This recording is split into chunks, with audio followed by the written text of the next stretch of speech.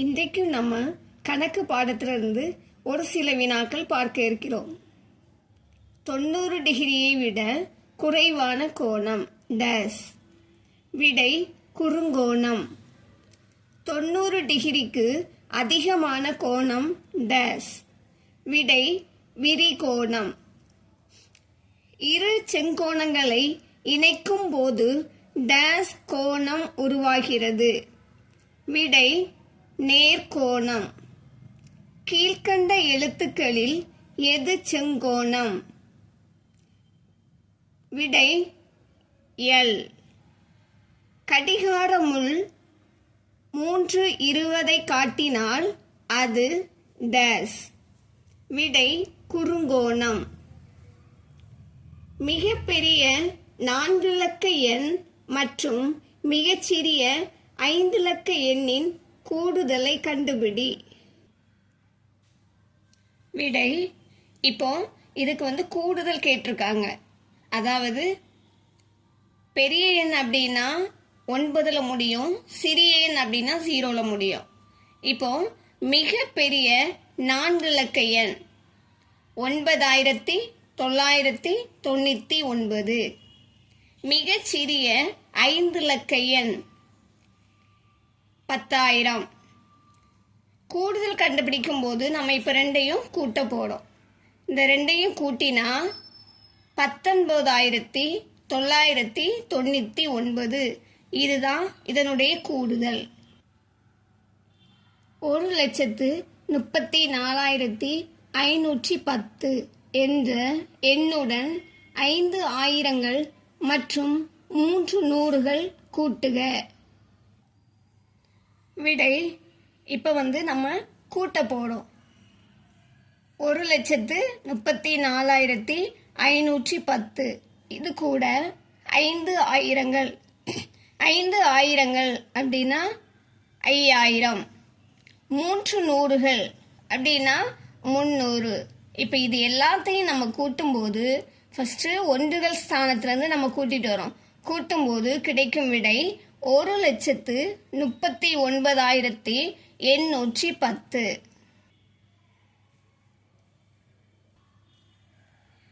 மிகச்சிறிய 6 இலக்க எண்ணை மிகப்பெரிய 7 இலக்க எண்ணிலிருந்து கழிக்க. விடை அதாவது மிகப்பெரிய 7 இலக்க எண். 7 இலக்கம்னா 7 நம்பர் இருக்கும். இங்க இருந்து பாருங்க, 1 2 3 4 5 6 7 7 இலக்கம் இருக்கு. அதே போல மிகச்சிறிய 6 இலக்க எண் 1 2 3 4 5 6 6 இலக்கம் இருக்கிறது. இப்போ மிகப்பெரிய 7 இலக்க எண்ணிலிருந்து இந்த மிகச்சிறிய 6 இலக்க எண்ணை நம்ம கழிக்க போறோம். கழிக்கும் போது கிடைக்கும் விடை 98,99,999. ஒரு நகர பஞ்சாயத்தில் உள்ள 5 கிராமத்தின் மக்கள் தொகை 980, 3254, 4125, 687 மற்றும் 6786 ஆகும். எனில் மொத்த மக்கள் தொகை என்ன? விடை அதாவது மொத்த மக்கள் தொகை கேட்டிருக்காங்க. மொத்தம் அப்படின்னாலே நம்ம அங்க கொடுக்கப்பட்டதுல இருந்து கூட்ட தான் போறோம். இப்போ 5 கிராமத்தின் மக்கள் தொகை 980, 3254, 4125, 687, 6786. இதையெல்லாம் சேர்த்து இப்போ நம்ம கூட்ட போறோம். ஃபர்ஸ்ட் ஒன்றுகள் ஸ்தானத்திலிருந்து கூட்ட போறோம். அப்படி கூட்டி வரும்போது கிடைக்கும் விடை 15,832. இது அந்த 5 கிராமத்தோட மொத்த மக்கள் தொகை. மதன் என்பவர் ஒரு கட்டடம் கட்டும் நிறுவனத்தில் வேலை செய்கிறார். அவர் ஒரு மாதத்திற்கு ரூபாய் 57,385 ஊதியமாக பெறுகிறார். ரூபாய் 48,500 அவருடைய குடும்பத்திற்காக ஒவ்வொரு மாதமும் செலவு செய்கிறார். எனில் ஒரு மாதத்திற்கு எவ்வளவு சேமிக்கிறார்? விடை. இப்ப இதுல மதன் ஒரு மாதத்திற்கு சேமித்த தொகை எவ்வளவு அப்படிங்கறத நம்ம பார்க்க போறோம். இப்ப இதுல மதனுடைய சம்பளம் எவ்வளவுன்னு பார்த்தோம்னா ரூபாய் 57,385. மதன் செலவு செய்த தொகை 48,500. இப்போ அவர் ஒரு மாதத்திற்கு சேமித்த தொகை எவ்வளோன்னு பார்க்கும்போது நம்ம கழிக்க போறோம். மதனுடைய சம்பளத்துல இருந்து அவர் செலவு செய்த தொகையை நம்ம கழிக்க போறோம். அப்படி கழிக்கும் போது கிடைக்கும் விடை 8,885. இதுதான் மதன் ஒரு மாதத்திற்கு சேமித்த தொகை. ராகுலிடம் 3,289 அஞ்சல் தலைகள் உள்ளன. ரவியிடம் 4,021 அஞ்சல் தலைகள் உள்ளன. ராகுலை விட ரவியிடம் எவ்வளவு அஞ்சல் தலைகள் அதிகமாக உள்ளன? விடை. ரவியிடம் உள்ள அஞ்சல் தலைகள் 4,021. ராகுலிடம் உள்ள அஞ்சல் தலைகள் 3,289. இப்போ ரெண்டுக்கும் உள்ள வித்தியாசத்தை நம்ம பார்க்க போறோம். அதுக்கு என்ன பண்ணணும்? கழிக்க போறோம். இந்த 4,221 இருந்து 3,289 கழிக்கும் போது கிடைக்கும் விடை 732. இதுதான் இதற்குள்ள வித்தியாசம். அப்போ ரவியிடம் 732 அஞ்சல் தலைகள் அதிகமாக உள்ளன. 5ஆம் வகுப்பில் 35 மாணவர்கள் பயில்கிறார்கள். ஒரு மாணவனின் சீருடையின் விலை ரூபாய் 350 எனில் 35 மாணவர்களுக்கான சீருடையின் மொத்த விலை எவ்வளவு? விடை. 5ஆம் வகுப்பில் பயிலும் மாணவர்கள் 35. ஒரு மாணவனின் சீருடையின் விலை ரூபாய் 350. அப்படியானால் 35 மாணவர்களுக்கான சீருடையின் மொத்த விலை, இதுல ஒரு மாணவனின் சீருடையின் விலை 350. இது கூட மொத்த மாணவர்கள் 35 மாணவர்கள். இதை நம்ம பெருக்கும் போது கிடைக்கும் விடை இந்த பெருக்கிருக்கோம் 12,250. இதுதான் 35 மாணவர்களுக்கான சீருடையின் மொத்த விலை. ஒரு கிராமத்தில் 675 மக்கள் வாழ்கிறார்கள். ஒவ்வொருவரும் தினமும் 25 லிட்டர் தண்ணீர் பயன்படுத்துகிறார்கள் எனில் அந்த கிராமத்திற்கு ஒரு நாளில் தேவைப்படும் தண்ணீர் எவ்வளவு? விடை. கிராமத்தில் வாழும் மொத்த மக்கள் 675. ஒருவர் ஒரு நாளில் பயன்படுத்தும் தண்ணீரின் அளவு 25 லிட்டர்.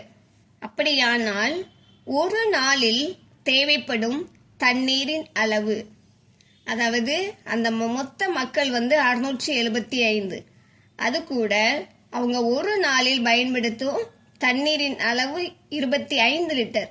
இந்த 675ஐயும் 25ஐயும் நம்ம பெருக்கும் போது கிடைக்கும் விடை 16,875.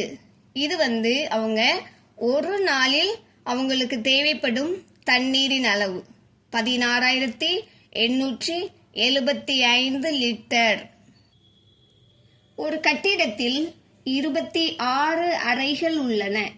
ஒரு அறைக்கு வண்ணம் தீட்ட ரூபாய் 950 செலவாகிறது எனில் அக்கட்டிடத்தை வண்ணம் தீட்ட ஆகும் மொத்த செலவு எவ்வளவு?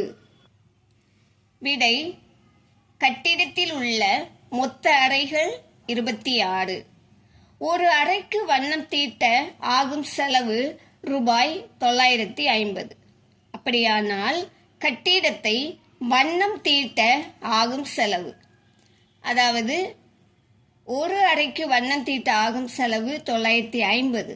அதனுடன் அந்த மொத்த அறைகள் 26. 950ஐயும் 26ஐயும் நம்ம பெருக்க போகிறோம். பெருக்கும்போது கிடைக்கும் விடை 24,700 ரூபாய். இதுதான் இந்த கட்டிடத்தை வண்ணம் தீட்ட ஆகும் செலவு. ரூபாய் 24,700. ஒரு நகரத்தில் 3057 குடும்பங்கள் வசித்து வந்தன. அந்த நகர பஞ்சாயத்து மொத்த குடும்பங்களையும் 3 சம எண்ணிக்கை உடைய வார்டுகளாக அந்நகரத்தை பிரித்தது. எனில் ஒரு வார்டில் எத்தனை குடும்பங்கள் இருக்கும்? விடை: நகரத்தில் உள்ள மொத்த குடும்பங்கள் 3057. நகர பஞ்சாயத்து எத்தனை வார்டுகளாக பிரித்தது? 3 வார்டுகளாக. அப்படியானால் ஒரு வார்டில் உள்ள குடும்பங்களின் எண்ணிக்கை, இந்த 3057 3ஆல் வகுக்க போறோம். இப்படி வகுக்கும் போது கிடைக்கும் விடை 1019. இந்த 1019 தான் ஒரு வார்டில் உள்ள குடும்பங்களின் எண்ணிக்கை. ஒரு குடிநீர் வாரியம் 28,049 லிட்டர்கள் தண்ணீரை 7 லாரிகளில் விநியோகம் செய்தது. எனில் ஒவ்வொரு லாரிக்கும் எவ்வளவு தண்ணீர் கிடைக்கும்?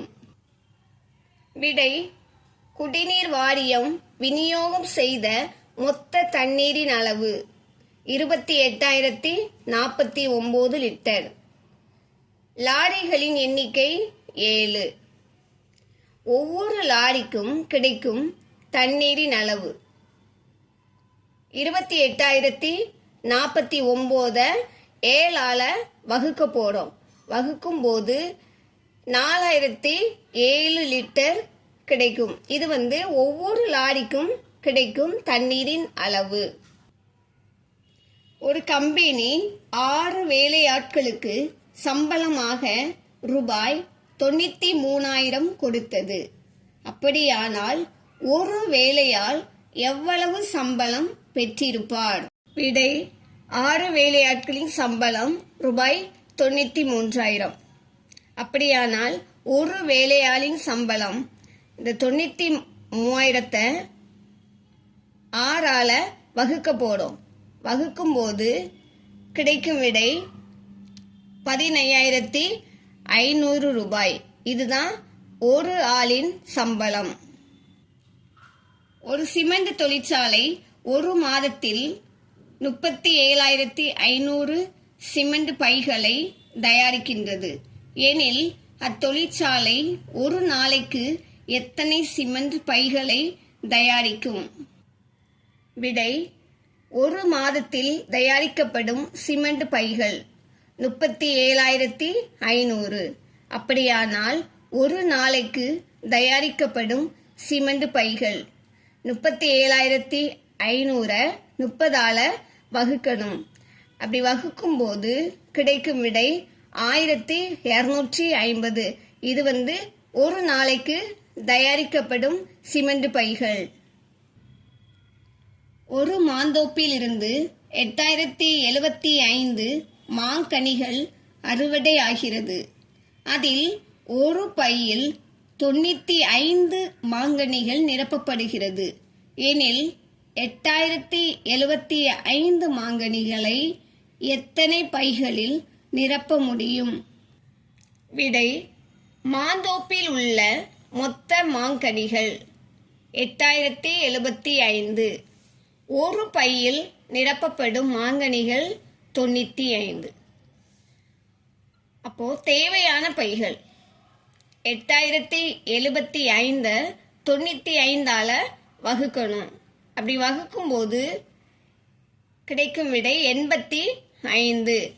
இந்த 8,075 மாங்கனிகளை 85 பைகளில் நிரப்ப முடியும். 7இன் சதுர எண்.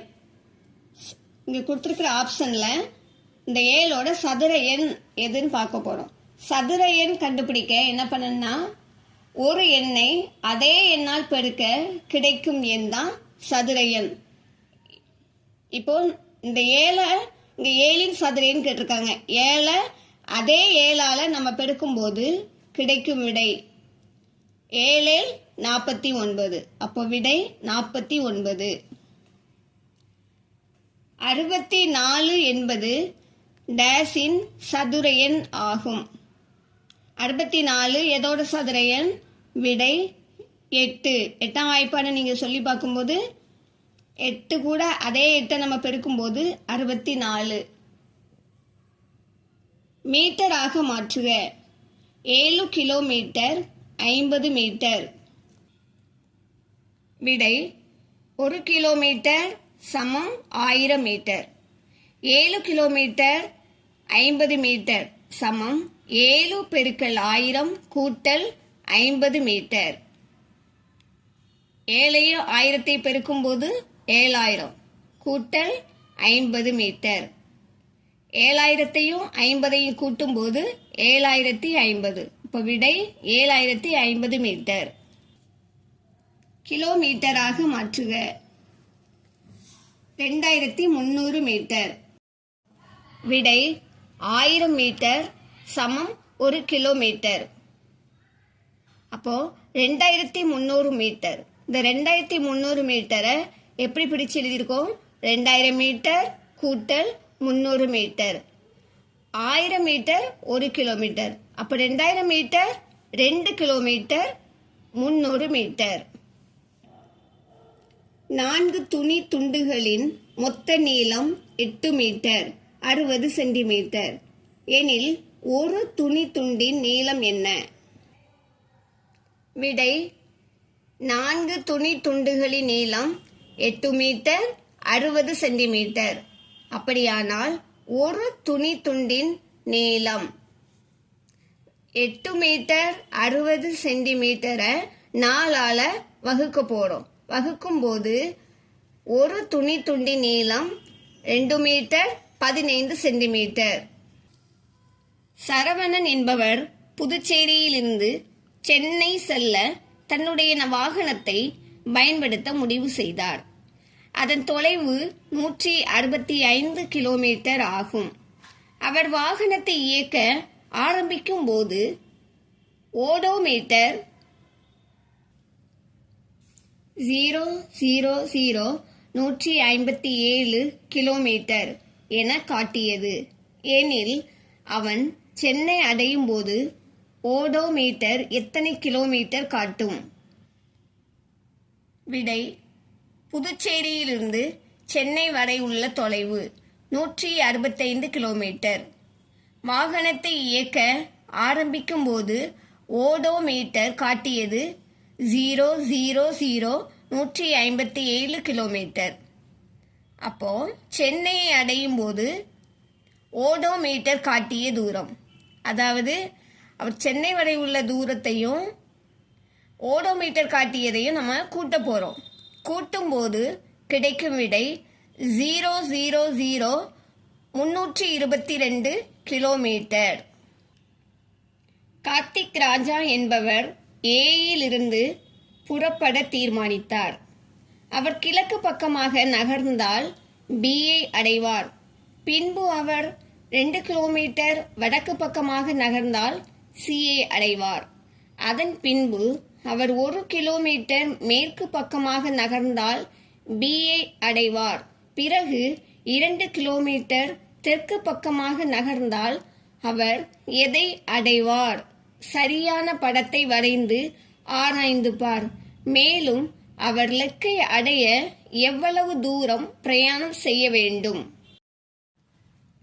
விடை கார்த்திக் ராஜா ஏயிலிருந்து கிழக்கு பக்கமாக செல்கிறார் பிக்கு.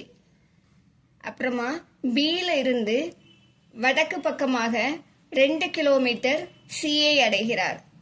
அப்புறம் சியில் இருந்து 1 கிலோமீட்டர் தூரத்தில் மேற்கு பக்கமாக டியை அடைகிறார். அடுத்து டியில் இருந்து 2 கிலோமீட்டர் தூரத்தில் தெற்கு பக்கமாக ஏயை அடைகிறார். அவர் எங்கிருந்து கிளம்புனாரோ அதே ஏக்கு மறுபடியும் வந்து சேர்கிறார். இப்போ அவர் பயணித்த மொத்த தூரத்தை நம்ம பார்க்க போகிறோம். மொத்த தூரம் பார்க்கும்போது ஏலேருந்து பிக்கு அவர் கிழக்கு பக்கமாக சென்ற தூரம் நமக்கு கொடுக்கல. அப்போ எதிர் எதிர் பக்கங்கள் சமம். அதனால சிலேருந்து டிக்கு 1 கிலோமீட்டர் தூரத்தில் போறாரு. அதே தூரம்தான் ஏலேருந்து பிக்கு செல்ற இடத்துக்கு வரும். இப்போ அவர் பயணித்த மொத்த தூரம் பார்க்கறதுக்கு நம்ம எல்லாத்தையும் சேர்த்து கூட்ட போறோம். 1 கூட்டல் 2 கூட்டல் 1 கூட்டல் 2 சமம். எல்லாத்தையும் சேர்த்து கூட்டும்போது 6 கிலோமீட்டர். அப்போ கார்த்திக் ராஜா பயணித்த மொத்த தூரம் என்னன்னு பார்த்தோம்னா 6 கிலோமீட்டர். 38.9 என்ற எண்ணின் பின்ன வடிவம். விடை 38.9 என்பது தசம பின்னம். இப்போ நமக்கு பின்ன வடிவம் கேட்டிருக்காங்க. பின்ன வடிவம் அப்படின்னா தொகுதியும் வேணும் பகுதியும் வேணும். இப்போ 38.9 ஒரு ஸ்நானம் கழித்து புள்ளி வைத்திருக்கிறதுனால நம்ம 10ஆல் பெருக்க போகிறோம். 38.9 பெருக்கல் 10. பகுதி தொகுதி ரெண்டுமே 10ஆல் பெருக்க போகிறோம். அப்படி இப்போ 10ஆல் பெருக்கும்போது புள்ளி நமக்கு வெளியே வந்துடும். அப்போது 389/10. இப்போ அதனுடைய பின்ன வடிவம் 389/10. ஒரு மாணவனுக்கு மேல் சட்டை தைக்க 1 மீட்டர் 25 சென்டிமீட்டர் துணி தேவை எனில் 22 மாணவர்களுக்கு மேல் சட்டை தைக்க எவ்வளவு துணி தேவைப்படும்? விடை ஒரு மாணவனுக்கு மேல் சட்டை தைக்க தேவைப்படும் துணி 1 மீட்டர் 25 சென்டிமீட்டர். அப்படியானால் 22 மாணவர்களுக்கு மேல் சட்டை தைக்க தேவைப்படும் துணி. இதில் என்ன பண்ண போறோம்னா 22ஐயும் ஒரு மாணவனுக்கு மேல் சட்டை தைக்க தேவைப்படும் துணி 1 மீட்டர் 25 சென்டிமீட்டர் இந்த இரண்டையும் பெருக்க போடும். அப்படி பெருக்கும்போது 1 மீட்டர் 25 சென்டிமீட்டர், அதாவது 125 போட்டிருக்கோம், 22ஆல பெருக்கிறோம். பெருக்கும்போது விடை 27 மீட்டர் 50 சென்டிமீட்டர். அப்போ 22 மாணவர்களுக்கு மேல் சட்டை தைக்க தேவைப்படும் துணி 27 மீட்டர் 50 சென்டிமீட்டர். ஏ என்ற கிராமத்திற்கும் பி என்ற கிராமத்திற்கும் இடையே உள்ள தூரம் 3 கிலோமீட்டர் 450 மீட்டர் ஆகும். பி என்ற கிராமத்திற்கும் சி என்ற கிராமத்திற்கும் இடையே உள்ள தூரம் 5 கிலோமீட்டர் 350 மீட்டர் ஆகும். ஏ கிராமத்திலிருந்து சி கிராமத்திற்கு சாலை அமைக்கப்பட்டால் அச்சாலையின் நீளம் எவ்வளவு? விடை ஏ என்ற கிராமத்திற்கும் பி என்ற கிராமத்திற்கும் இடையே உள்ள தூரம் சமம் 3 கிலோமீட்டர் 450 மீட்டர். பி என்ற கிராமத்திற்கும் சி என்ற கிராமத்திற்கும் இடையே உள்ள தூரம் சமம் 5 கிலோமீட்டர் 350 மீட்டர். இப்போ ஏ என்ற கிராமத்திலிருந்து சி என்ற கிராமத்திற்கு உள்ள சாலையின் நீளம் கேட்டிருக்காங்க. அப்போ கொடுக்கப்பட்ட இந்த 2 அளவையும் கூட்டினா போதும். ஏ என்ற கிராமத்திற்கும் பி என்ற கிராமத்திற்கும் இடையே உள்ள தூரம் 3 கிலோமீட்டர் 450 மீட்டர். அடுத்து பி என்ற கிராமத்திற்கும் சி என்ற கிராமத்திற்கும் இடையே உள்ள தூரம் 5 கிலோமீட்டர் 350 மீட்டர். இப்போ இந்த 2ஐயும் கூட்ட போறோம். கூட்டும்போது ஒன்றுகள் ஸ்தானத்திலிருந்து நம்ம கூட்ட போறோம். அப்படி கூட்டிட்டு வரும்போது கிடைக்கும் விடை 8 கிலோமீட்டர் 800 மீட்டர். இதுதான் ஏ என்ற கிராமத்திலிருந்து சி கிராமத்திற்கு உள்ள சாலையின் நீளம். கிருஷ்ணா தன் கிராமத்திற்கு பேருந்தில் 4 மணி 35 நிமிடமும் மற்றும் 1 மணி 55 நிமிடமும் 2 சக்கர வாகனத்தை பயன்படுத்தியும் சென்றடைந்தார். அவர் பயணம் செய்த மொத்த நேரம் எவ்வளவு? கிருஷ்ணா பேருந்தில் பயணம் செய்த நேரம் 4 மணி 35 நிமிடம். இருசக்கர வாகனத்தில் பயணம் செய்த நேரம் 1 மணி 55 நிமிடம். கிருஷ்ணா பயணம் செய்த மொத்த நேரம். அப்போ மொத்த நேரம் கேட்டிருக்காங்க. நம்ம கொடுக்கப்பட்ட 2 அளவுகளையும் கூட்டினா போதும். ஃபர்ஸ்ட்ல கிருஷ்ணா பேருந்தில் பயணம் செய்த நேரம் 4 மணி 35 நிமிடம். இருசக்கர வாகனத்தில் பயணம் செய்த நேரம் 1 மணி 55 நிமிடம். இந்த 2ஐயும் நம்ம இப்போ கூட்ட போறோம். கூட்டும்போது ஒன்றுகள் ஸ்தானத்திலிருந்து நம்ம கூட்டுறோம். அப்படி கூட்டும்போது கிடைக்கும் விடை 5 மணி 90 நிமிடம். இப்போ 60 நிமிடம் 1 மணி. இப்போ இங்க 90 நிமிடம் வந்திருக்கு. 90 நிமிடங்கும்போது 60 1 மணி ஆயிடுது. 60 நிமிடத்தை 1 மணி ஆகும்போது இங்க 6 மணி ஆயிடுது. அப்போ 90ல் 60 நிமிடம் போகும்போது மீதி எவ்வளவு இருக்கு? 30 நிமிடம்.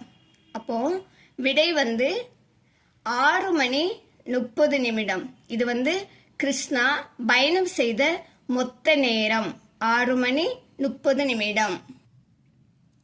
ராம் கணினியில் காலை 10 மணியிலிருந்து மாலை 3:30 மணி வரை வேலை செய்தார் எனில் கணினியில் வேலை செய்த மொத்த நேரம் எவ்வளவு? ராம் காலையில் வேலை ஆரம்பித்த நேரம் 10 மணி. ராம் மாலை வரை வேலை செய்த நேரம் 3 மணி 30 நிமிடம். இப்போ இது மணி, இது நிமிடம். வேலை முடிவடைந்த நேரம் 15 மணி 30 நிமிடம். வேலை ஆரம்பித்த நேரம் 10 மணி. இப்போ ராம் வேலை செய்த மொத்த நேரம், வேலை முடிவடைந்த நேரத்திலிருந்து ஆரம்பித்த நேரத்தை கழிக்க போறோம். கழிக்கும் போது நம்ம ஒன்றுகள் ஸ்தானத்திலிருந்து கழிக்க போறோம்.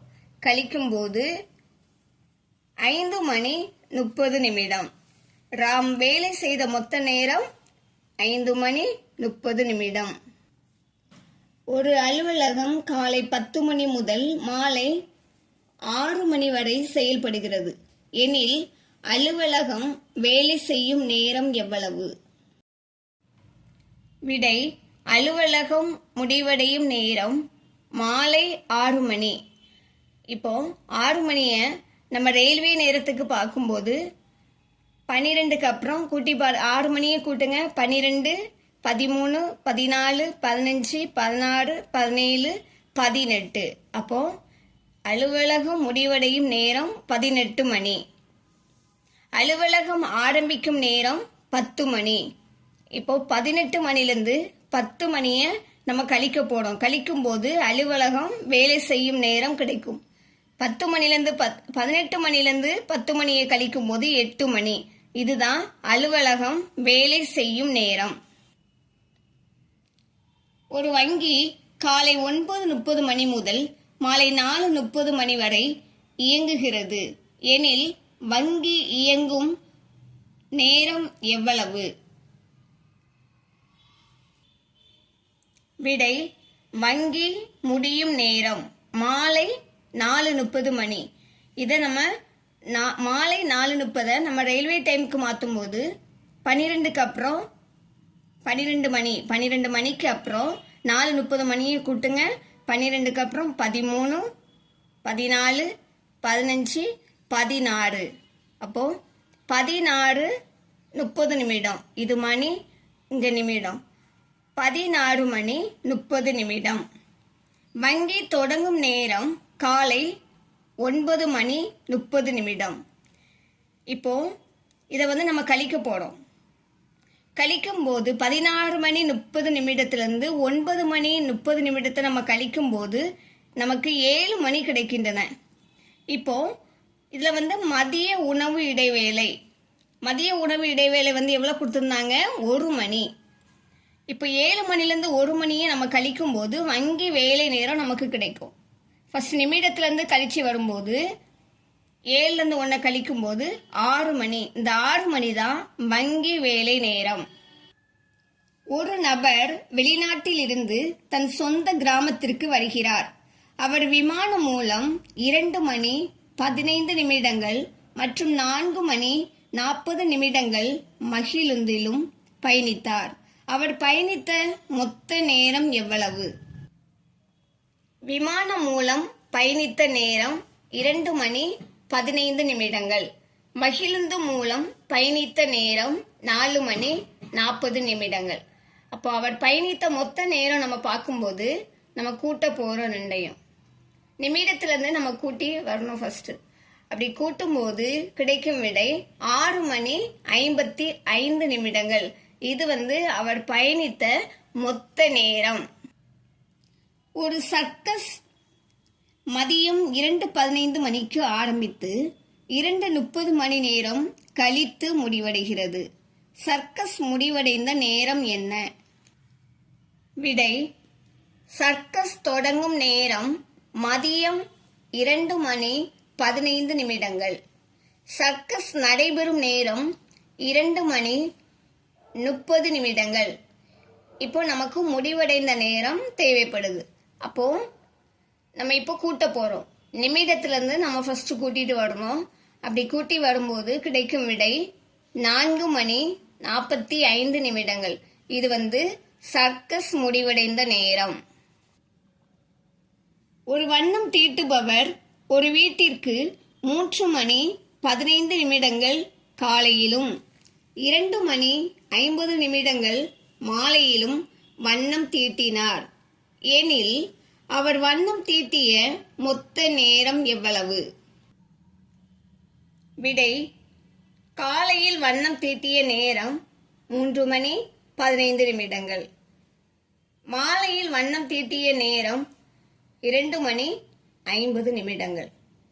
இப்போ இந்த ரெண்டையும் நம்ம கூட்டும்போது வண்ணம் தீட்டிய மொத்த நேரம் நமக்கு கிடைக்கும். நிமிடத்திலிருந்து நம்ம ஃபர்ஸ்ட் கூட்டிட்டு வருவோம். அப்போ 5 மணி 65 நிமிடங்கள். இது வண்ணம் தீட்டிய மொத்த நேரம். இப்போ 1 மணி 60 நிமிடங்கள். இப்போ இங்க 65 நிமிடங்கள் இருக்கு. 65 நிமிடங்கள் இருக்கும்போது 60 நிமிடத்தை நம்ம 1 மணி ஆக்கிறோம். இங்க 1 மணி ஆக்கும்போது இங்க 6 மணி ஆகிறது. 6 மணி இங்க 60ல 60 போனா மீதி 5 நிமிடங்கள் இருக்கின்றன. அப்போ வண்ணம் தீட்டிய மொத்த நேரம் 6 மணி 5 நிமிடங்கள். 72 டிகிரியின் நிரப்பு கோணத்தை எழுதுக. அதாவது நிரப்பு கோணம் 90 டிகிரி. இரு கோணங்களின் கூடுதல் 90 டிகிரி. இப்போ 90 டிகிரியிலிருந்து 72 டிகிரியை கழிக்கும் போது நமக்கு 18 டிகிரி கிடைக்குது. அப்போ விடை 18 டிகிரி. 110 டிகிரியின் மிகை நிரப்பு கோணத்தை எழுதுக. மிகை நிரப்பு கோணம் 180 டிகிரி. அதாவது இரு கோணங்களின் கூடுதல் 180 டிகிரி. 180 டிகிரியிலிருந்து 110 டிகிரியை கழிக்கும் போது நமக்கு 70 டிகிரி கிடைக்கின்றன. அப்போ விடை 70 டிகிரி. பின்வரும் எண்களில் எந்த எண் சதுர எண் ஆகும்? அதாவது ஒரு எண்ணை மீண்டும் அதே எண்ணுடன் பெருக்கும்போது சதுர எண் உருவாகிறது. இப்போ இதுல இங்க கொடுத்திருக்கிற ஆப்ஷன்ல அப்படி எந்த நம்பரை அதே எண்ணால பெருக்கும்போது இங்க இருக்கிற ஆன்சர் வரும் அப்படின்னு நம்ம பார்க்கும்போது 36. 36ல 6 பெருக்கல் 6, 6ஐயும் 6ஐயும் பெருக்கும் போது நமக்கு என்ன கிடைக்கும்? 36. 36 தான் இதுல சதுர எண். மற்ற நம்பர்களுக்கு எதுக்குமே அதே நம்பரை பெருக்கும் போது இந்த விடை வராது. அதனால இதுக்கு சதுர எண் 36. 49க்கு அடுத்த சதுர எண் எது? விடை: அதாவது ஒரு எண்ணை மீண்டும் அதே எண்ணுடன் பெருக்கும்போது சதுர எண் உருவாகிறது. இப்போ 6 பெருக்கல் 6 36, 7 பெருக்கல் 7 49, 8 பெருக்கல் 8 64. அப்ப 49க்கு அடுத்த சதுர எண் 64.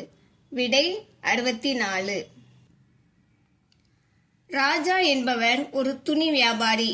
சுஜா என்பவர் ஒரு வளையல் வியாபாரி. இருவரும் பொருட்களை விற்பனை செய்ய தங்கள் சொந்த ஊரான திருச்சியிலிருந்து புறப்பட்டு சென்றார்கள். ராஜா 8 நாட்களுக்கு ஒரு முறையும் சுஜா 6 நாட்களுக்கு ஒரு முறையும் ஊர் திரும்பினார்.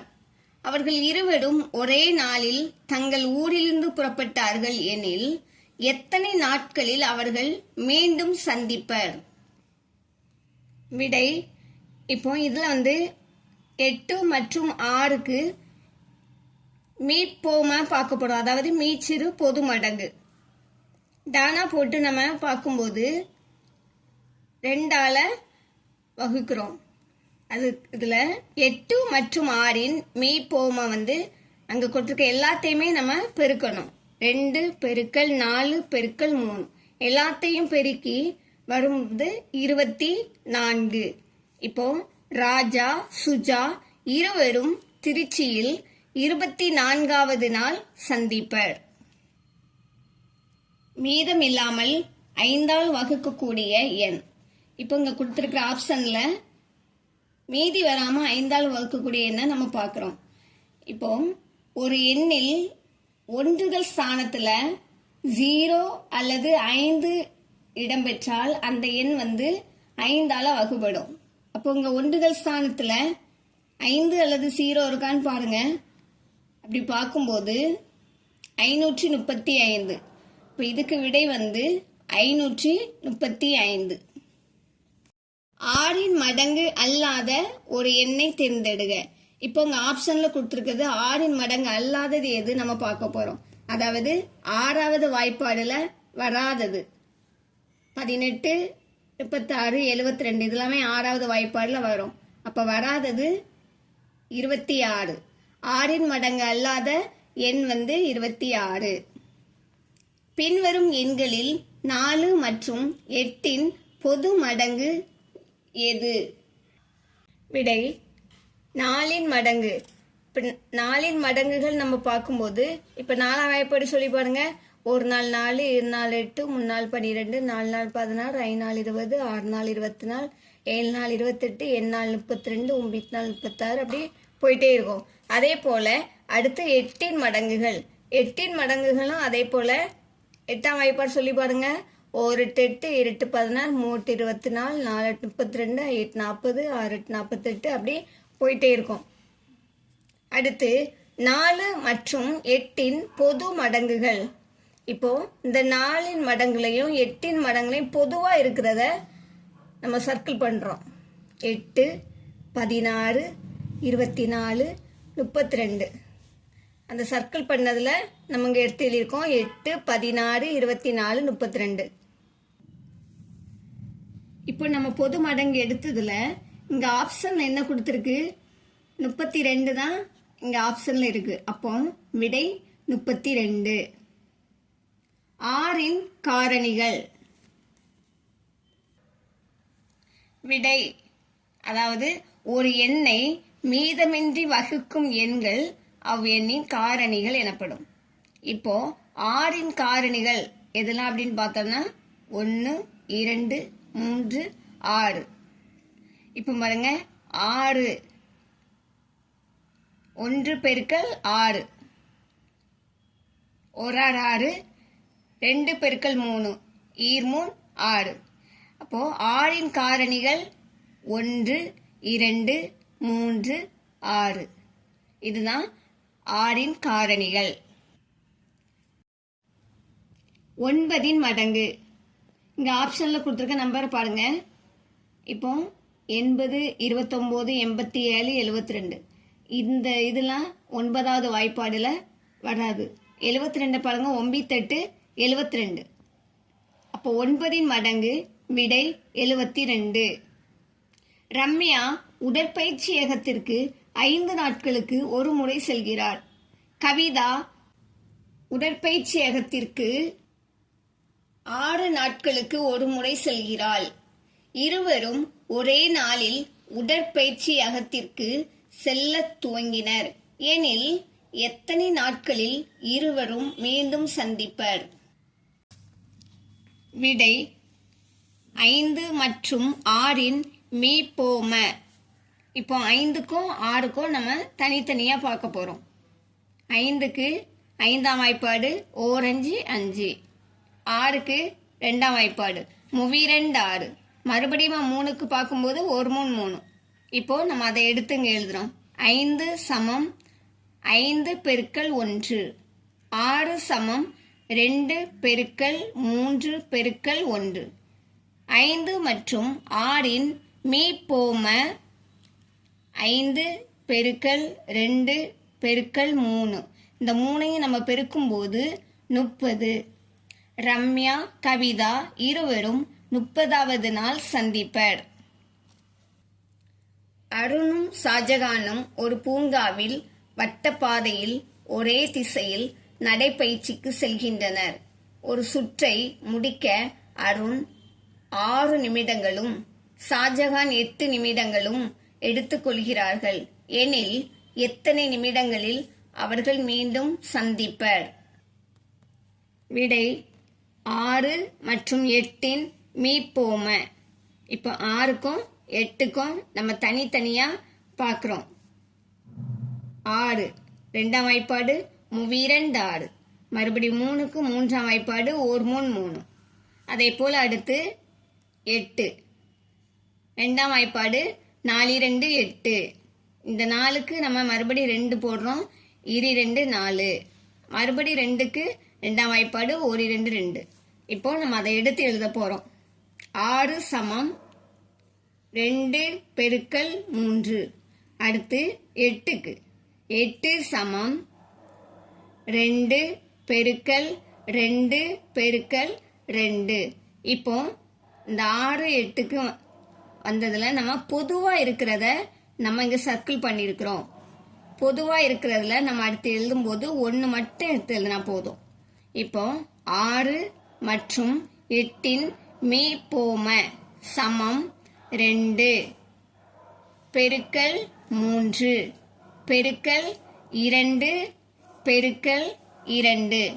இப்போ இது எல்லாம் பெருக்கும்போது கிடைக்கும் விடை 24. அருணும் ஷாஜகானும் மீண்டும் 24 நிமிடங்களில் சந்திப்பர். ஒரு மூட்டையில் 25 கிலோகிராம் அரிசி உள்ளது. 25 கிலோகிராம் அரிசியில் 13 கிலோகிராம் 500 கிராம் அரிசி மதிய உணவுக்காக பயன்படுத்தப்பட்டது எனில் மீதமுள்ள அரிசியின் எடை எவ்வளவு? விடை மூட்டையில் உள்ள அரிசி 25 கிலோகிராம். மதிய உணவிற்காக பயன்படுத்திய அரிசி 13 கிலோகிராம் 500 கிராம். இப்போ இதில் நம்ம மீதமுள்ள அரிசி எவ்வளோன்னு பார்க்க போகிறோம். அப்போ மீதமுள்ள அரிசி பார்க்குறதுக்கு நம்ம இதை கழிக்கணும். இங்கே கழிக்கும்போது இங்கே கீழே இதில் 500 கிராம் இருக்குது, மேலே கிராம் எதுவுமே இல்லாததுனால நம்ம 0 போட்டிருக்கோம். இப்போ நம்ம 25 கிலோகிராம்லேருந்து 13 கிலோகிராம் 500 கிராமை நம்ம கழிக்கும்போது ஃபர்ஸ்டில் கிராம்லேருந்து நம்ம கழிச்சிட்டு வரோம். அப்படி கழிக்கும்போது மீதமுள்ள அரிசி நமக்கு கிடைக்கிறது 11 கிலோகிராம் 500 கிராம். அப்போ மூட்டையில் மீதமுள்ள அரிசியின் எடை 11 கிலோகிராம் 500 கிராம். ஒரு பையில் 3 கிலோகிராம் 500 கிராம் சர்க்கரை உள்ளதெனில் 7 பைகளில் எவ்வளவு சர்க்கரை இருக்கும்? விடை ஒரு பையில் உள்ள சர்க்கரையின் எடை 3 கிலோகிராம் 500 கிராம். அப்படியானால் 7 பைகளில் உள்ள சர்க்கரையின் எடை. இப்போ நம்ம இதை பெருக்க போகிறோம். 3 கிலோகிராம் 500 கிராம் பெருக்கல் 7 பைகள். இந்த 7 நம்ம பெருக்க போகிறோம். அப்படி பெருக்கும்போது இங்கே கிலோகிராம், இது கிராம். 3 கிலோகிராம் 500 கிராம் 7 கிராமை கொண்டு நம்ம பெருக்கிறோம். 7 கிராம் இல்லை பை. பெருக்கும்போது கிடைக்கும் விடை 24 கிலோகிராம் 500 கிராம். அப்போ 7 பைகளில் சர்க்கரையின் எடை 24 கிலோகிராம் 500 கிராம். 75 கிலோகிராம் நிலக்கடலை மாச்சில்களிலிருந்து 3 கிலோகிராம் எடை கொண்ட நிலக்கடலை மாச்சில் பொட்டலங்கள் எத்தனை போட முடியும்? விடை: நிலக்கடலை மாச்சலின் எடை 75 கிலோகிராம். ஒரு பொட்டலத்தில் மாச்சலின் எடை 3 கிலோகிராம். இப்போ நிரப்பக்கூடிய பொட்டலங்களின் எண்ணிக்கை.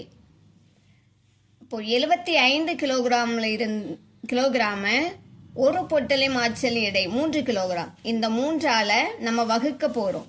அப்படி வகுக்கும் போது விடை 25. அப்போ நிரப்பக்கூடிய பொட்டலங்களின் எண்ணிக்கை 25 பொட்டலங்கள். 25 பொட்டலங்கள் போடலாம். சபரி என்பவர் 5 கிலோமீட்டர் பெர் மணி வேகத்தில் 5 மணி நேரம் நடந்தார் எனில் அவர் கடந்த தூரம் எவ்வளவு? இப்போ நமக்கு தூரம் கேட்டிருக்காங்க, சபரியால் கடக்கப்பட்ட தூரம். அப்போ நம்ம தொலைவோட சூத்திரம் பயன்படுத்துறோம். தொலைவு சமம் வேகம் பெருக்கல் நேரம். வேகம் நமக்கு எவ்வளவு கொடுத்துருக்காங்க? 5. 5 பெருக்கல் 5 சமம் 25 கிலோமீட்டர். அப்போ சபரியால் கடக்கப்பட்ட தொலைவு 25 கிலோமீட்டர். ராமன் என்பவர் 65 கிலோமீட்டர் பெர் மணி வேகத்தில் 195 கிலோமீட்டர் தொலைவை கடக்கிறார் எனில் அவர் எடுத்துக்கொண்ட நேரம் எவ்வளவு? விடை: இதுல ராமன் எடுத்துக்கொண்ட நேரம் கேட்டிருக்காங்க. அப்போ நேரத்துக்கான சூத்திரம் தொலைவு வகுத்தல் வேகம். எவ்வளவு தொலைவுனா 195. 195 வகுத்தல் 65. 195 65ஆல வகுக்கும் போது 3 கிடைக்கிறது. அப்போ 3 மணி நேரம். ராமன் 195 கிலோமீட்டர் தொலைவை கடக்க எடுத்துக்கொண்ட நேரம் 3 மணி நேரம். அக்பர் ஒரு பயணத்திற்காக 1 கிலோமீட்டருக்கு ரூபாய் 4 செலவழித்தார். அவர் 115 கிலோமீட்டர் தொலைவு பயணம் மேற்கொள்ள செலவிட்ட தொகை எவ்வளவு? விடை: 1 கிலோமீட்டருக்கான செலவு தொகை ரூபாய் 4. 115 கிலோமீட்டருக்கான செலவு தொகை நம்ம பெருக்க போடும். 115 பெருக்கல் 4. 115 4 பெருக்கும் போது 460 ரூபாய். அக்பரால் செலவிடப்பட்ட தொகை ரூபாய் 460. நிமிடங்களாக மாற்றுக. 4 மணி நேரம். விடை: அதாவது 1 மணி நேரம் 60 நிமிடங்கள். அப்ப 4 மணி நேரம் 4 பெருக்கல் 60 240 நிமிடங்கள். விடை: 240 நிமிடங்கள். நிமிடங்களாக மாற்றுக. 5 மணி நேரம் 15 நிமிடங்கள். 1 மணி நேரம் 60 நிமிடங்கள். 5 மணி நேரம் 15 நிமிடங்கள். அதாவது 5 பெருக்கல் 60 கூட்டல் இந்த 15 நிமிடங்கள் 15. 5ஐயும் 60ஐயும் பெருக்கும் போது 300 கூட்டல் 15. விடை 315 நிமிடங்கள். மணி நேரமாக மாற்றுக. 42 நிமிடங்கள். விடை: அதாவது நிமிடங்களை மணியாக மாற்ற 60 நிமிடங்கள் சமம் 1 மணி நேரம். இப்போ 42 பெருக்கல் 1 வகுத்தல் 60. இதை நம்ம பெருக்கும்போது சமம் 42 வகுத்தல் 60. அப்போ இது நம்ம வகுக்கும்போது 7/10 மணி நேரம். செவ்வகத்தின் நீளம் 5 சென்டிமீட்டர், அகலம் 2 சென்டிமீட்டர் எனில் அதன் சுற்றளவை காண்க. விடை: செவ்வகத்தின் நீளமும் கொடுத்திருக்காங்க, அகலமும் கொடுத்துருக்காங்க. இப்போ நம்ம சுற்றளவு பார்க்க போறோம். செவ்வகத்தின் சுற்றளவு அதற்கான சூத்திரம் 2 பெருக்கல் நீளம் கூட்டல் 2 பெருக்கல் அகலம். நமக்கு நீளம் எவ்வளோ கொடுத்துருக்காங்க? 5 சென்டிமீட்டர். 2 பெருக்கல் 5 கூட்டல் 2 பெருக்கல் அகலம் 2 சென்டிமீட்டர். இப்போ இத 2ஐயும் 5ஐயும் நம்ம பெருக்கும்போது 10 கூட்டல் 2ஐயும் பெருக்கும்போது 4 சமம் 14 சென்டிமீட்டர். ஒரு சதுரத்தின் பக்கம் 7 சென்டிமீட்டர் எனில் அதன் சுற்றளவை காண்க. விடை, இப்போ நமக்கு சதுரத்தின் சுற்றளவு கேட்டிருக்காங்க. சதுரத்தின் சுற்றளவுக்கான சூத்திரம் 4a. 4 பெருக்கல் பக்கத்துக்கு 7 சென்டிமீட்டர் கொடுத்துருக்காங்க. 7 4ஐயும் 7ஐயும் பெருக்கும்போது 28 சென்டிமீட்டர். அப்போ சதுரத்தின் சுற்றளவு 28 சென்டிமீட்டர். 20 மீட்டர் பக்க அளவுள்ள ஒரு சதுர வடிவ மனையை சுற்றிலும் 3 சுற்றுகளில் வேலி அமைக்க தேவையான கம்பியின் நீளம் எவ்வளவு? மேலும் 1 மீட்டர் கம்பியின் விலை ரூபாய் 50 எனில் வேலி அமைக்க ஆகும் மொத்த செலவையும் காண்க. விடை, சதுரத்தின் சுற்றளவு சமம் 4 பெருக்கல் பக்கம். 4 பெருக்கல் பக்கத்திற்கு 20 சென்டிமீட்டர். 20 4ஐயும் 20ஐயும் பெருக்கும்போது 80 சென்டிமீட்டர். இப்போ நமக்கு என்ன கேட்டிருக்காங்க? சதுர வடிவ மனையை சுற்றிலும் 3 சுற்றுகளில் வேலி அமைக்க தேவைப்படும் கம்பியின் நீளம். இந்த 80 சென்டிமீட்டர் கூட பெருக்கல் 3, நமக்கு 3 சுற்றுல வேலி போடுறாங்க. அதனால 80ஐயும் 3ஐயும் பெருக்கும்போது 240 மீட்டர். 1 மீட்டர் கம்பியின் விலை ரூபாய் 50. அப்படியானால் 240 மீட்டர் கம்பியின் விலை.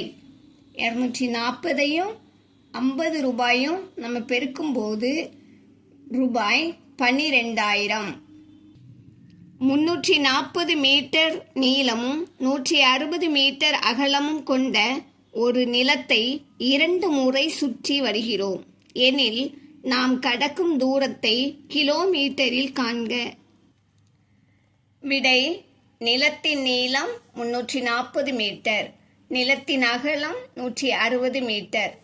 இப்போ சுற்றளவுக்கான சூத்திரம் 2 பெருக்கல் நீளம் கூட்டல் 2 பெருக்கல் அகலம். 2 நீளத்தின் அளவு 340 கூட்டல் 2 அகலத்தோட அளவு 160. 340ஐயும் 2ஐயும் பெருக்கும்போது 680 கூட்டல் 160ஐயும் 2ஐயும் பெருக்கும்போது 320. இப்போ இதை கூட்டும்போது 1000 மீட்டர். ஒரு முறை சுற்றும் தொலைவு 1000 மீட்டர். அப்போ இருமுறை சுற்றும் தொலைவு 2000 மீட்டர். 1000 metre 1 kilometre. அப்படியானால் கடக்கும் தூரம் 2000 வகுத்தல் 1000 சமம் 2 கிலோமீட்டர். சஞ்சு என்பவர் நாள்தோறும் ஒரு சதுர வடிவ பூங்காவை 10 முறை சுற்றி வருகிறார். பூங்காவின் பக்க அளவு 110 மீட்டர் எனில் ஒரு நாளில் சஞ்சு கடக்கும் தூரத்தை மீட்டரில் காண்க. விடை, சதுர வடிவ பூங்காவின் சுற்றளவு அதற்கான சூத்திரம் 4a சமம் 4 பெருக்கல் 110. 4ஐயும் 110ஐயும் பெருக்கும்போது 440 மீட்டர். அப்படியானால் 10 முறை சுற்றும் தூரம் 440 பெருக்கல் 10 4400 மீட்டர். நீளம் 10 சென்டிமீட்டர் மற்றும் அகலம் 8 சென்டிமீட்டர் அளவுள்ள செவ்வகத்தின் பரப்பளவை காண்க. விடை, இப்போ நமக்கு செவ்வகத்தின் பரப்பளவு கேட்டிருக்காங்க. செவ்வகத்தின் நீளம் 10 சென்டிமீட்டர், அகலம் 8 சென்டிமீட்டர். செவ்வகத்தின் பரப்பளவுக்கான சூத்திரம் நீளம் பெருக்கல் அகலம். நீளத்திற்கான அளவு 10 பெருக்கல் அகலத்திற்கான அளவு 8. 10ஐயும் 8ஐயும் பெருக்கும்போது 80 சதுர சென்டிமீட்டர். ஏன் சதுர சென்டிமீட்டர் கொடுத்துருக்கோம் அப்படின்னு பார்த்தீங்கன்னா பரப்பளவு கேட்டிருக்காங்க. பரப்பளவு கேட்டா சதுர சென்டிமீட்டர். 12 சென்டிமீட்டர் பக்க அளவுள்ள சதுரத்தின் பரப்பளவு என்ன? விடை சதுரத்தின் பரப்பளவு பக்கம் பெருக்கல் பக்கம். பக்கத்தோட அளவு நமக்கு கொடுத்துருக்காங்க 12 சென்டிமீட்டர். 12 பெருக்கல் 12. 12ஐயும் 12ஐயும் பெருக்கும்போது 144 சதுர சென்டிமீட்டர்.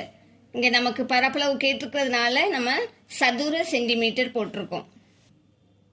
6 மீட்டர் நீளமும் 2 மீட்டர் அகலமும் கொண்ட ஒரு சுவருக்கு வண்ணம் பூசப்பட வேண்டும். ஒரு சதுர மீட்டருக்கு ரூபாய் 20 உழைப்பூதியமும் எனில் சுவருக்கு வண்ணம் பூச ஆகும் உழைப்பூதியத்தை காண்க. இப்போ விடை இந்த சுவருடைய பரப்பளவு நம்ம பார்க்க இருக்கிறோம். அதுக்கு நீளமும் கொடுத்துருக்காங்க, அகலமும் கொடுத்துருக்காங்க. நீளம் 6 மீட்டர், அகலம் 2 மீட்டர். இந்த சுவருடைய பரப்பளவு நீளம் பெருக்கல் அகலம். நீளம் 6 மீட்டர் பெருக்கல் 2 மீட்டர். 6ஐயும் 2ஐயும் பெருக்கும்போது நமக்கு 12 சதுர மீட்டர். பரப்பளவு கேட்டிருக்கிறதுனால நம்ம சதுர மீட்டர் போட்டிருக்கோம். இப்போ அடுத்து இந்த 12 சதுர மீட்டருக்கான உழைப்பூதியம் நம்ம அடுத்து பார்க்க இருக்கிறோம்.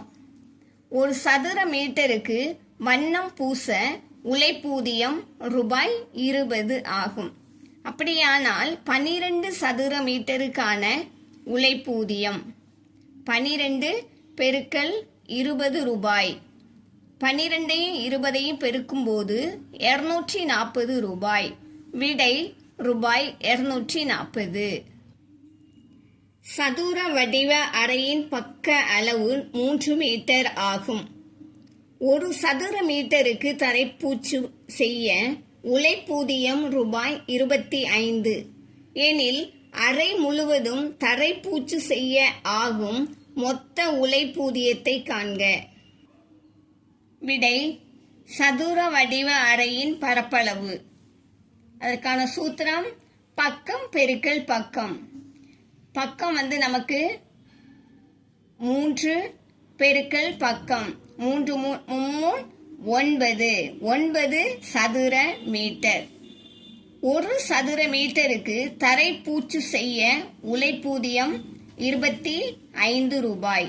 அப்படியானால் 9 சதுர மீட்டருக்கு தரைப்பூச்சு செய்வதற்கான மொத்த ஊதியம் 25 ரூபாயும். சதுர வடிவ அறையின் பரப்பளவு 9 சதுர மீட்டர். 25ஐயும் 9ஐயும் பெருக்கும்போது 225 ரூபாய். விடை 225 ரூபாய். ஒரு மனையின் விலையானது ஒரு சதுர மீட்டருக்கு 800 ரூபாய் எனில் 15 மீட்டர் நீளமும் 10 மீட்டர் அகலமும் கொண்ட மனையின் மொத்த விலை என்ன? இப்போ மனையின் நீளமும் கொடுத்துருக்காங்க, அகலமும் கொடுத்துருக்காங்க. நம்ம பரப்பளவு பார்க்கணும். ஃபர்ஸ்ட் மனையின் நீளம் 15 மீட்டர், மனையின் அகலம் 10 மீட்டர். அதனுடைய பரப்பளவு 15 பெருக்கல் 10. 15ஐயும் 10ஐயும் பெருக்கும்போது நமக்கு 150. இங்கே பரப்பளவு வந்திருக்கிறதுனால நம்ம சதுர மீட்டர் போட்டிருக்கோம். அடுத்து ஒரு சதுர மீட்டரின் விலை ரூபாய் 800. அப்படியானால் 150 சதுர மீட்டரின் விலை 800 பெருக்கல் பரப்பளவு 150. 800ஐயும் 150ஐயும் பெருக்கும்போது ரூபாய் 1,20,000. ஒரு கிலோ ஆப்பிளின் விலை ரூபாய் 95. ஒரு கிலோ கொய்யாவின் விலை ரூபாய் 48 எனில் அவற்றின் விலைகளை அருகிலுள்ள 10ற்கு முழுமைப்படுத்தி கூட்டுக. மேலும் உத்தேச மதிப்பிற்கும் உண்மை மதிப்பிற்கும் இடையே உள்ள வித்தியாசத்தை காண்க.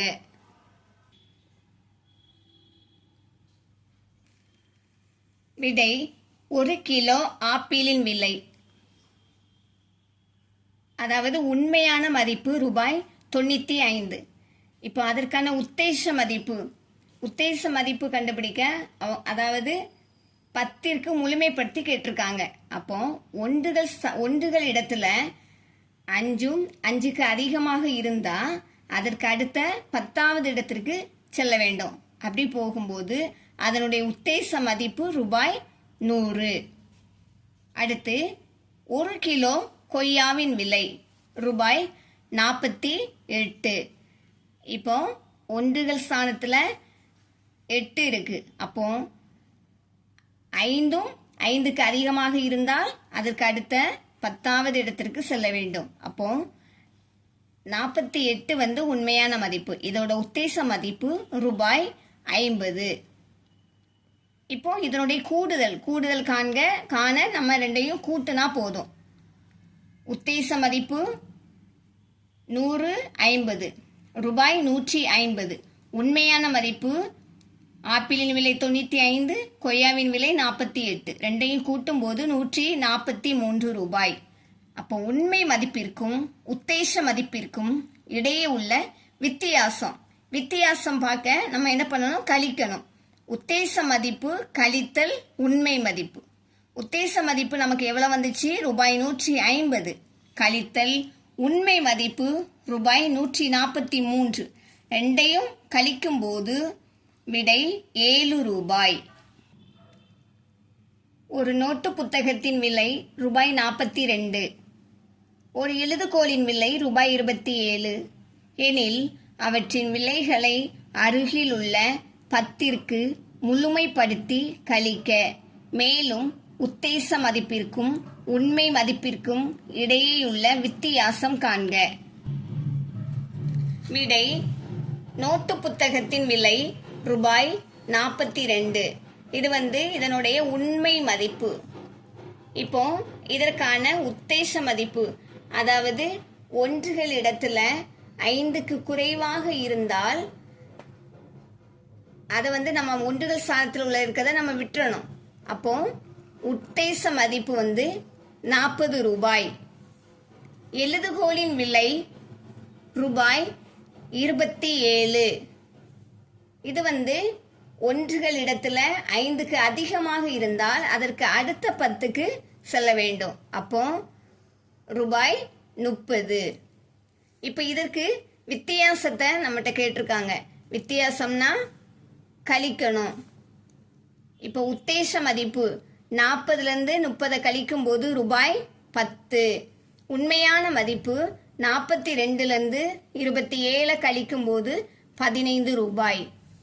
அடுத்து உண்மை மதிப்பிற்கும் உத்தேச மதிப்பிற்கும் இடையே உள்ள வித்தியாசம்.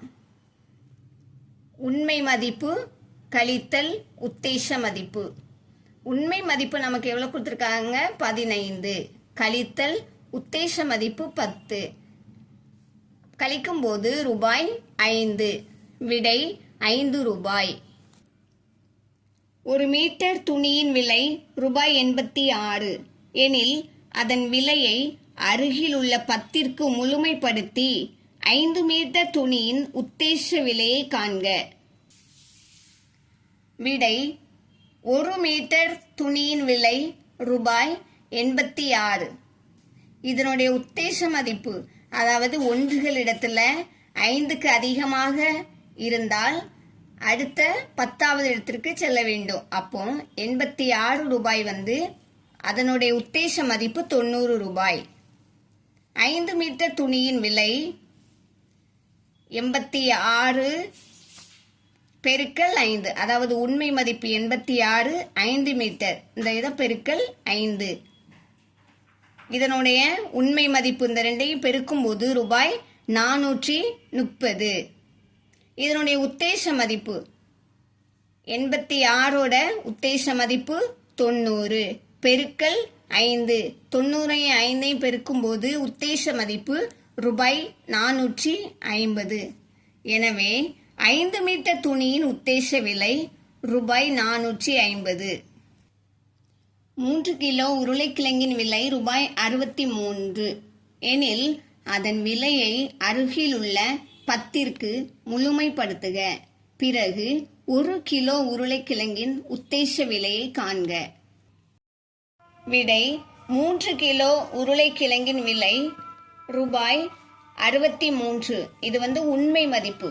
அதாவது ஒன்றுகள் ஸ்தானத்தில் 5க்கு குறைவாக இருந்தால் அதை அப்படியே விட்டுறணும். அப்போ அதனுடைய உத்தேச மதிப்பு ரூபாய் 60.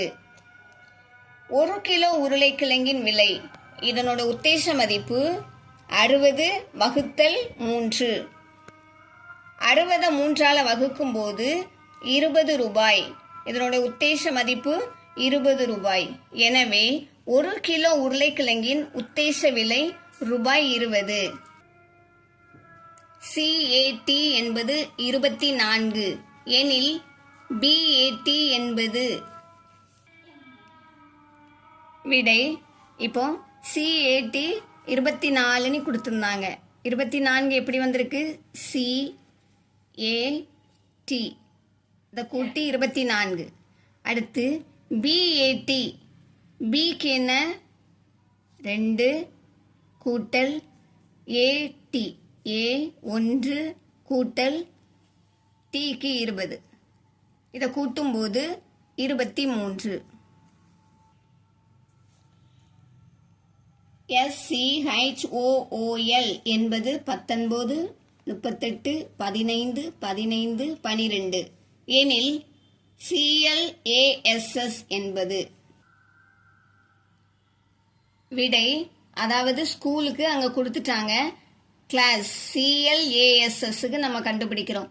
C 3 L 12 A 1 S 19 S 19 3 12 19 1 19 19 விடை.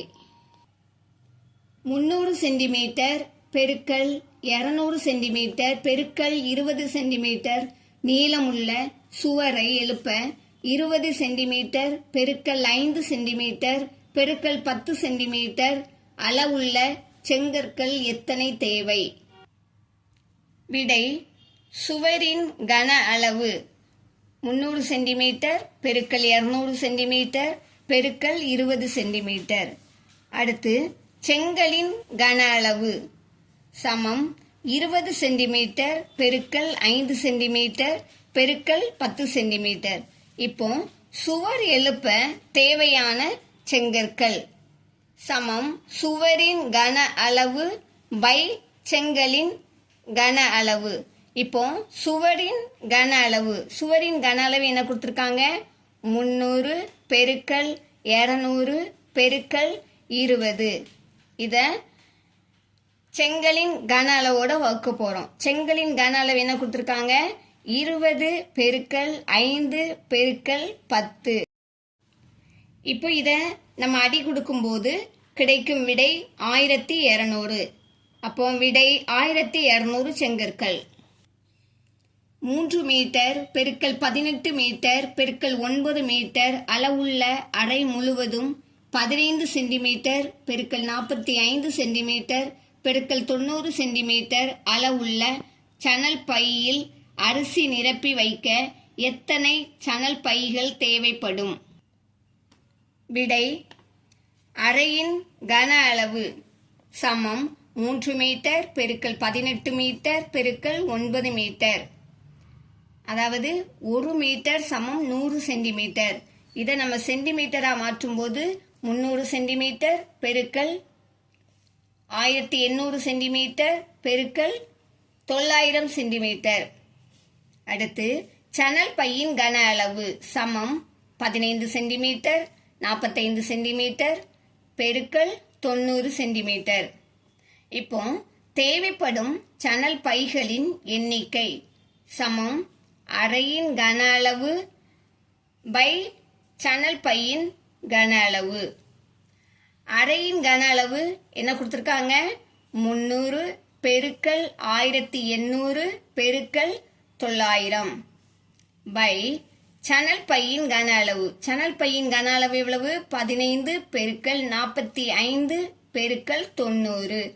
இப்போ இதை நம்ம அடி கொடுக்கும்போது சணல் பைகளின் எண்ணிக்கை எவ்வளவு கிடைக்குது? 8000. அப்போ சணல் பைகளின் எண்ணிக்கை 8000. ஒரு குடியேற்ற பகுதி மக்கள் 3 நாட்கள் சுற்றுலா செல்ல ஏற்பாடு செய்தனர்.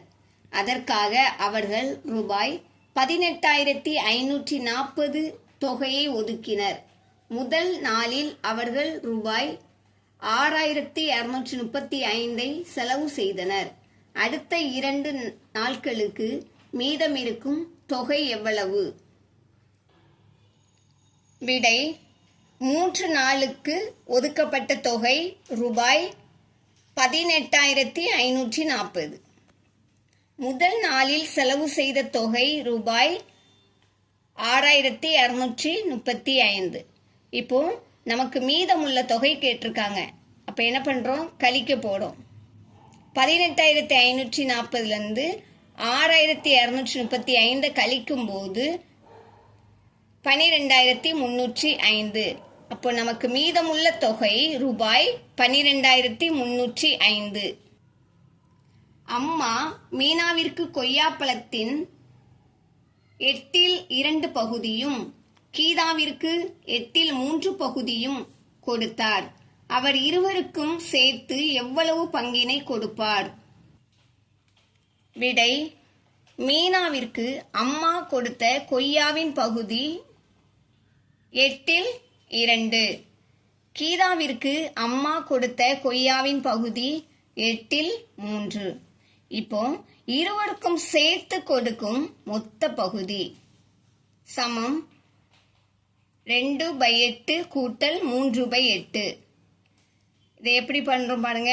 8 வந்து சமமா இருக்கு. அப்போ நம்ம 8 பொதுவா எடுத்துக்கிறோம். 8 பொதுவா எடுத்துட்டு 2 கூட்டல் 3. இப்போ இதை நம்ம 2யும் 3யும் கூட்டும் போது 5/8. விடை 8/5 பகுதி. இனியனுக்கு 1/4 பங்கு இனிப்பு தினமும் கிடைத்தால் 3 நாட்களில் அவனுக்கு எவ்வளவு இனிப்பு கிடைக்கும்? விடை ஒவ்வொரு நாளும் இனியனுக்கு கிடைக்கும் இனிப்பின் பங்கு 4/1 பங்கு. 3 நாளில் இனியனுக்கு கிடைக்கும் பங்கு 4/1 பெருக்கல் 3 சமம் 4/3 பகுதி. அல்லது இப்போ 3 நாளில் கேட்டிருக்காங்க. 3 நாளில் இனியனுக்கு கிடைக்கும் பங்கு. அப்போ 1/4 கூட்டல் 1/4 கூட்டல் 1/4 3 நாள் சமம் 4 பொதுவா இருக்கிறதுனால நம்ம 4 பொதுவா எடுத்திருக்கோம். 1 கூட்டல் 1 கூட்டல் 1 சமம் 3/4. விடை 4/3 பங்கு. இதுபோல இன்னும் அநேக பயனுள்ள வீடியோக்கள் நம்ம சேனல்ல வெளிவரும். பார்த்து பயன்பெறுங்க. சப்ஸ்கிரைப் பண்ணிக்கோங்க, ஷேர் பண்ணுங்க. தேங்க்யூ.